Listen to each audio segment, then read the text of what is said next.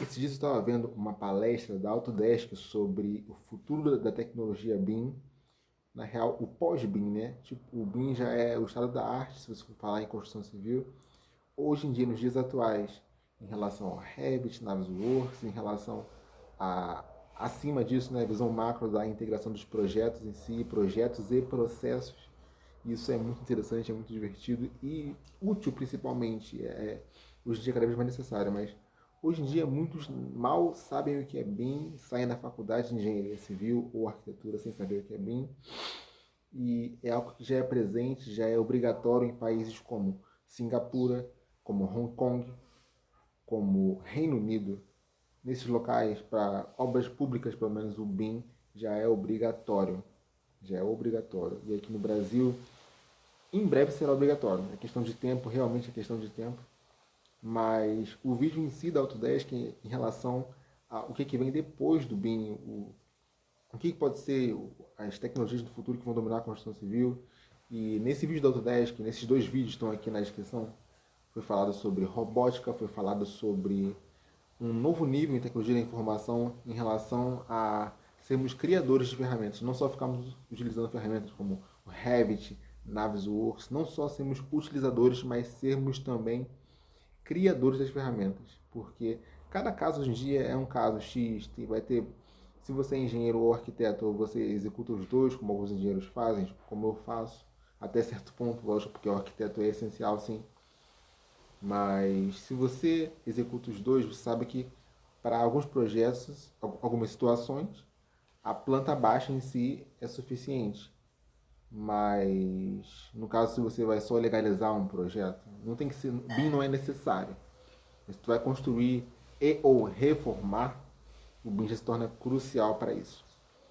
E muitos torcem o nariz porque é algo novo, porque estão na zona de conforto, realmente não querem, tipo, não querem se inserir, não querem se investir em si mesmos, porque dá trabalho, e muitos querem evitar esse trabalho de investir em si mesmos e aprender a mexer no Revit, Navisworks, como outros projetos. Mas o foco é o seguinte, nessas palestras que estão aqui na descrição, foi falado sobre robótica, algoritmos, sobre inteligência artificial, o que é muito interessante. E é muito necessário hoje em dia a gente poder abrir nossa mente em relação a essas coisas. Por quê? Porque isso não é mais futuro, isso é cada vez mais presente. Se você for falar em machine learning, deep learning, big data, isso é cada vez mais usual no nosso dia a dia. A gente não percebe porque a gente está focando muito ainda no nosso dia a dia, só na nossa carreirazinha, só na nossa coisinha. E se a gente for tentar ter uma visão macro, a nossa mente vai se abrir muito mais e a gente vai ver que a gente realmente não sabe tanto quanto a gente pensava que sabia. Mas isso, tecnologia da informação, robótica, é cada vez mais presente nos dias atuais e a gente pode crescer, a gente vai crescer muito, quando a gente poder abrir a mente para essas coisas. A gente vai crescer bastante quando a gente decidir abrir a mente para essas coisas. E a palestra é sobre isso, sobre o futuro do BIM, que não será BIM. O título é exatamente esse. O futuro do BIM não vai ser BIM. E ainda que muitos estudantes de engenharia ou recém-formados, como eu, que formei há só 2 anos, eu não era assim, mas a maioria torcia o nariz para lógica de programação, linguagem de programação. Para que aprender C++? Porque... Mas isso é muito útil hoje em dia. Já era útil há 2 anos atrás, já era útil há 10 anos atrás. Hoje em dia é cada vez mais útil. Quem sabe Python, quem sabe JavaScript, tem até uma chance de ter uma carreira extra fora da engenharia civil. Se você é engenheiro civil, arquiteto, sabe essas coisas, você pode ter uma chance até fora. Para você ter uma ideia do quanto isso é relevante e importante nos dias atuais. Então, aprendizados que eu levo dessa palestra. Primeiro, aprender a programar. Isso é certo. Eu já comecei a focar em JavaScript e Python. Eu sou engenheiro civil já há 2 anos. E isso é certo. Eu vou focar nisso cada vez mais, porque isso vai ampliar não só a minha parte do intelecto e de carreira, mas a forma como eu exerço construção civil vai se ampliar com certeza. Foi falado muito sobre programação visual, onde você não aprende a digitar código, você aprende a utilizar o Dynamo. O Dynamo é um software de programação visual, onde você, ao invés de escrever um script, literalmente, você monta um script em blocos, né? Tipo, faça isso, depois aquilo outro. É montado e você consegue ter muito mais você consegue otimizar o seu tempo na hora de elaborar seus projetos. Isso não tem preço, isso é crucial, isso pode ser muito bom, isso vai ser muito bom para a nossa carreira.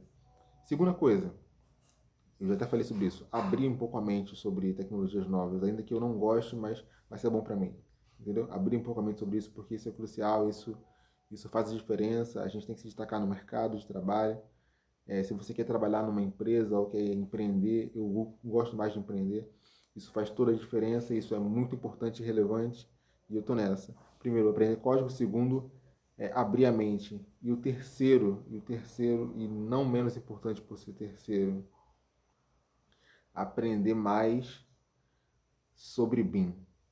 Com certeza. Eu já mexo com isso há um tempinho, não é muito tempo, é pouco tempo, mas ouço falar disso há muito tempo. No exterior, eu não fui no exterior, mas pesquisando, né? Em palestras, etc. No exterior, isso já está funcionando há décadas. E foi chegar no Brasil só agora, nessa década nossa aqui.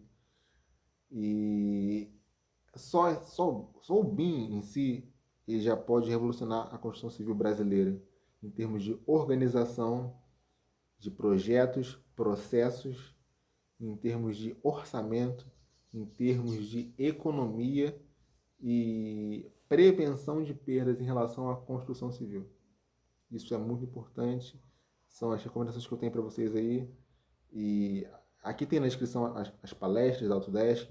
Não tem legenda, mas se tu já sabe o inglês, dá para ouvir tranquilo. O rapaz fala com uma dicção quase perfeita. A minha é bem imperfeita, mas a dele, tipo, para quem manja de inglês, é suave demais. E vale muito a pena. Pessoal, vamos crescer na carreira, vamos focar em coisas melhores e maiores e não correr atrás, mas correr na frente, que é a coisa certa de se fazer. Valeu, pessoal. Abração.